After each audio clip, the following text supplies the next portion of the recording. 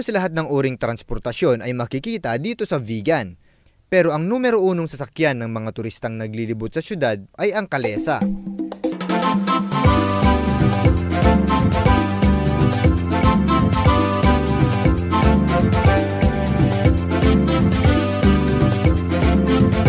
Simulan na natin ang ating pamamasyal at unahin natin ang Burgos Museum. Dito sa museong ito mismo ipinanganak si Father Joseph Apolonio Burgos, isa sa mga tatlong paring martir na kilala bilang Gumbursa.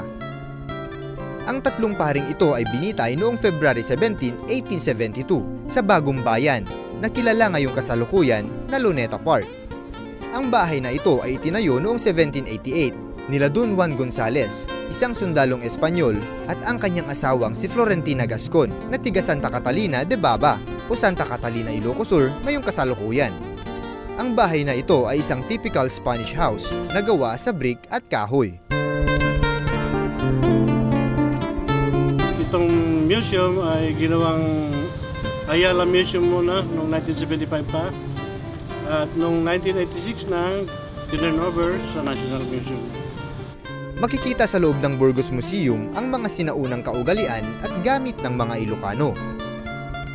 Makikita rin dito ang mga litrato ng mga bayaning Ilocano at mga diorama ng mga lokal na makasaysayang pangyayari tulad na lang ng The Battle of Tirad Pass noong 1899. Ang pagbitay sa tatlong paring martir na sina Father Gomez, Burgos at Zamora.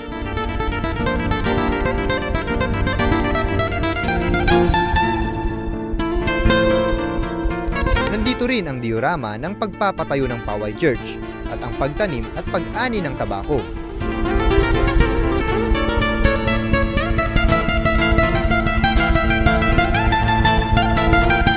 Father Burgos Museum ay nasa ilalim ng pamamahala ng National Museum at nagtutulungan ang lokal na pamahalaan ng Vigan at ng National Museum para mapanatiling maayos ang gusaling ito.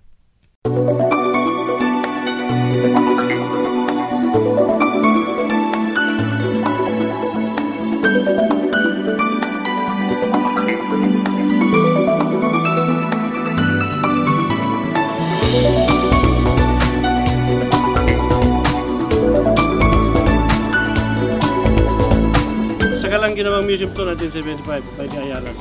Sila ang nag-collect mga items. Actually, mga items dyan, those are all donations from the people of Ilocos. Walang original na gamit ni Father Burgos. Kundi itong bahay na lang. Itong museum pa namin, hindi lang memorabilia ni Father Burgos, kundi the whole of Ilocos. Ito na yan, may mga Hall of Famers tayo dyan, mga all livelihood.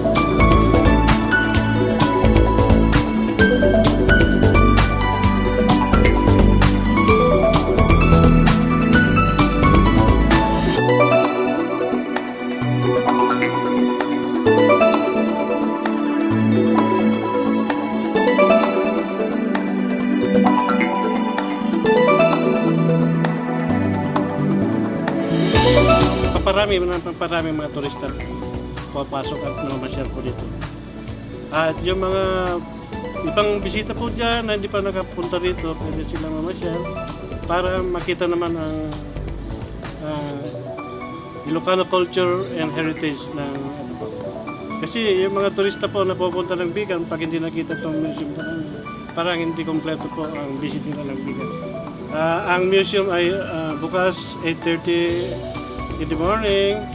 I will be closing at 11:30. Sa hapon naman, 1:30 to 4:30.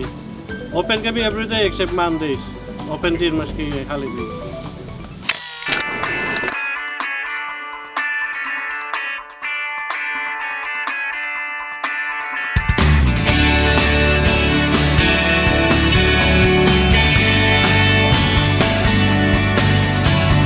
Sunod sa listahan ng mga pupuntahan dito sa Vigan ay ang Crisologo Museum.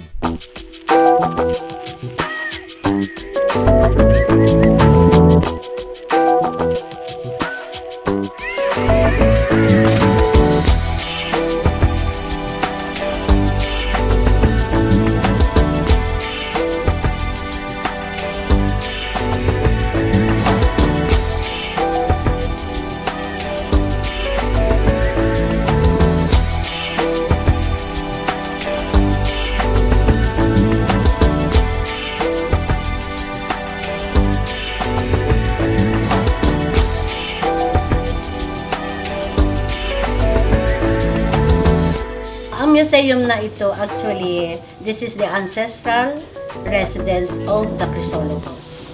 Ginawang museum ito, late 80s. This is a private museum. So, lahat na naka-exhibits dito all owned by the Crisologos. Kasi instead na masira po ang ancestral house nila, ginawa na lang museum to preserve their memorabilia.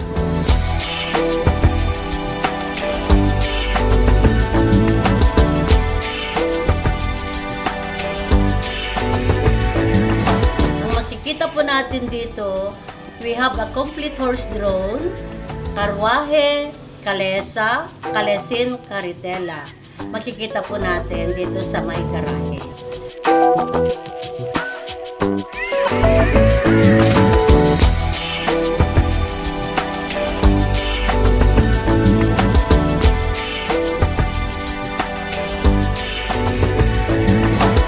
Ang pink car na yan ang car ni Mrs. Crisologo when she was ambushed sa Baksil, San Juan, Ilocos Sur.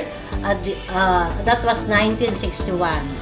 Thanks God na wala pong nasugatan sa kanila, although marami pong tama ng bala ang kotse.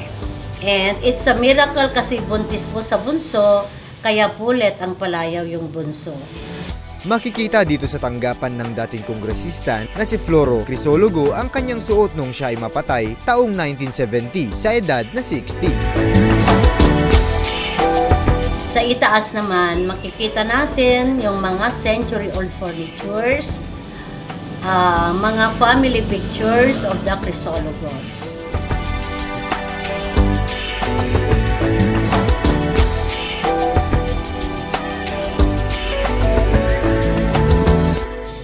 Gusto ko pong anyayahan po kayo to visit the museum every day from 8:30 to 11:30, and then open po kami ng 1:30 to 4:30 in the afternoon. Wala po tayong entrance fee, but we need also your donation for the maintenance of the museum.